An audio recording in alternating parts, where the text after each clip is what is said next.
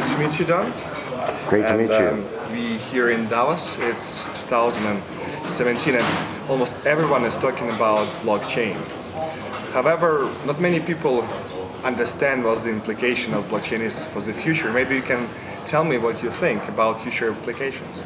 Well, it's true. This may be called the Davos Blockchain because there are sessions on the formal agenda, on the private agendas, and also I'm participating in 3 sessions that are outside of the formal Davos process as well. And happy to say they're handing out copies of my book. Yeah, this is a big deal. I mean, the internet is entering a second era. What blockchain represents to me is, you know, what if there were some kind of new global distributed ledger where any asset from money to music to votes could be stored, managed, transacted in a secure way? What if there weren't just an internet of information, but an internet of value, a native digital medium for value? When you talk about value, it's clear that blockchain is definitely much more than just a simplistic technological innovation. It will disrupt and affect not only business models, but society as a whole. Maybe you can tell us a little bit, what is it for the society that blockchain can make different and what it means for ordinary people in a way? You should care about this technology if you care about your privacy, for example, because privacy is being undermined by these large corporations and governments that capture our data, and they create the virtual you. And that means that you can't monetize your own data, but also that your basic right to privacy is being left alone. This is being undermined, and this is a big problem because privacy is the foundation of freedom. I mean, that would be one of 20 ways that an individual will be affected by this technology, maybe even more so than the Internet of Information.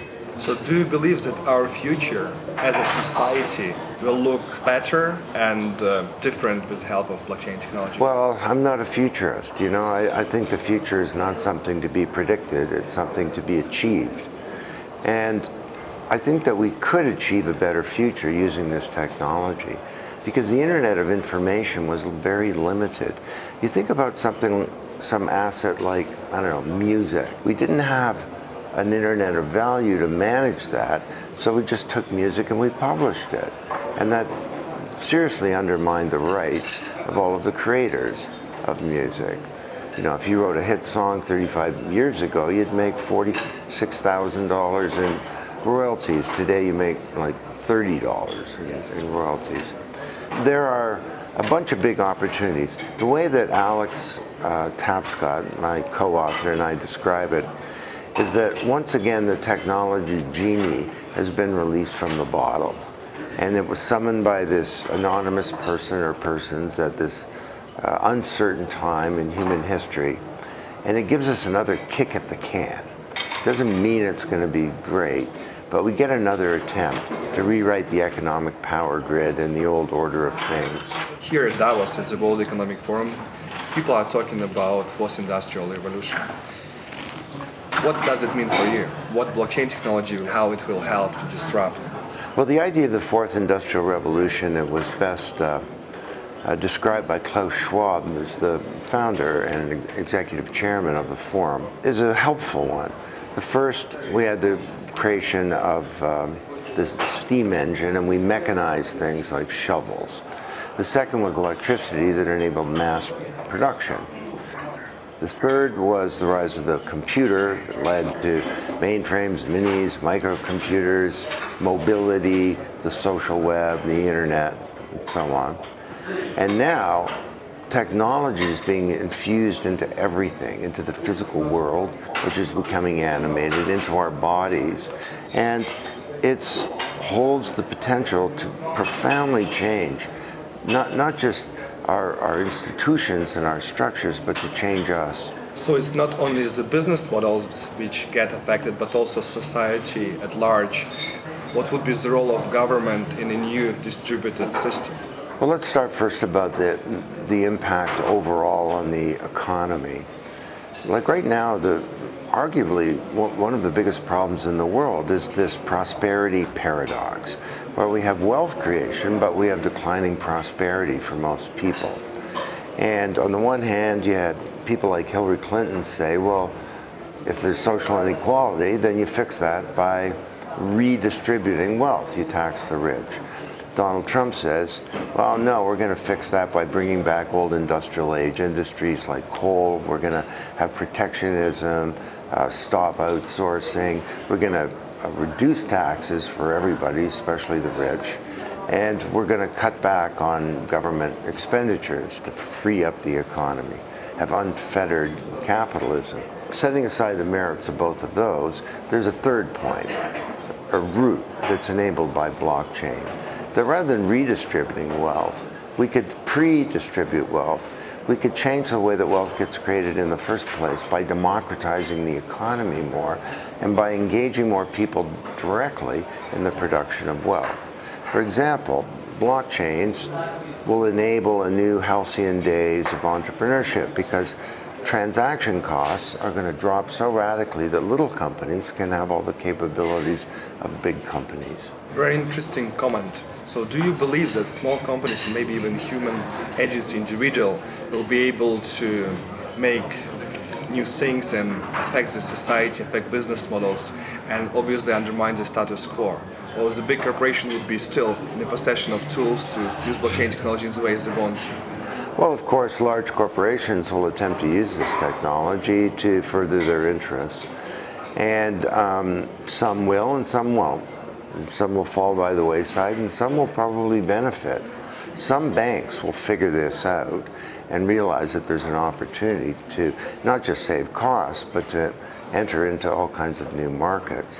But on the other hand, the costs of search, of coordination, of collaboration, and of building trust, these are all the costs that have caused us to create vertically integrated companies and bring capability inside the boundaries.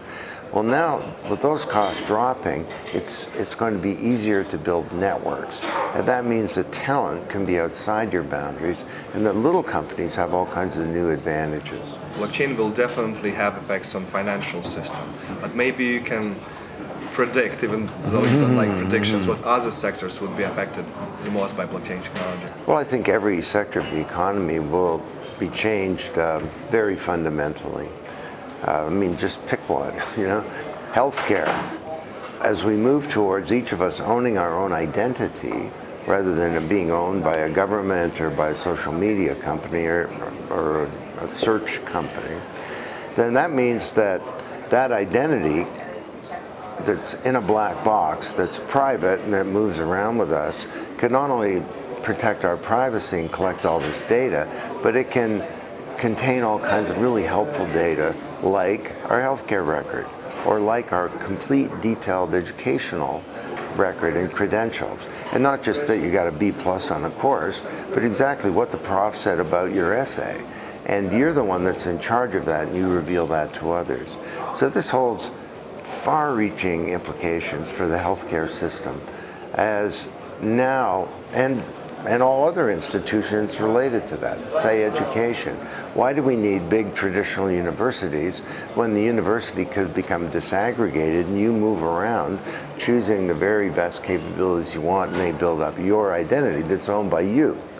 Bob Dylan, there's something going on here and you don't know what it is. You talked about this a little bit before, but do you believe that blockchain technology is a fundamental technology which will actually help to challenge the status quo that we currently have? Well, when you have a new paradigm, these things always create a disruption, and vested interests fight against change. New paradigms cause dislocation, a conflict, uncertainty. They're nearly always received with coolness or worse, mockery, hostility. I've been involved in a few of these over the years, and every time, first time I talk about it, people are like, what?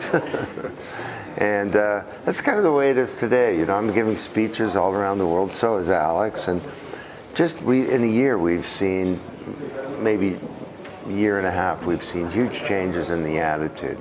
At first it was an internet of value, you can't be serious, and now it's like, we're very interested. People really want to know about this. So will it disrupt? I don't know. It depends what we do. So we can probably agree that blockchain technology will shift the existing power structure within the businesses, within the government. But do you believe that it can also help to build a more representative democracy? Well, I think this is one of the biggest opportunities because democracy all around the world is in trouble. I mean, the recent situation in the US is an example of that. We have a crisis of legitimacy. And legitimacy is the idea that you may disagree with who's in power, but at least you think the system is legitimate and it works. Well, we now have a president of the United States, the president, who says the system is not legitimate and that it's rigged.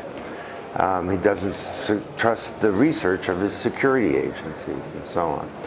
So this is a formula for a lot of problems. And all around the world, youth voting has been declining, in part because of the cynical, toxic, negative advertising of politicians. And more young people agree with the bumper sticker, "Don't vote." It only encourages them. Well, with blockchains, we could move towards a much stronger model of democracy, not direct democracy. You don't want to be voting every night on the evening news. That's a bad idea.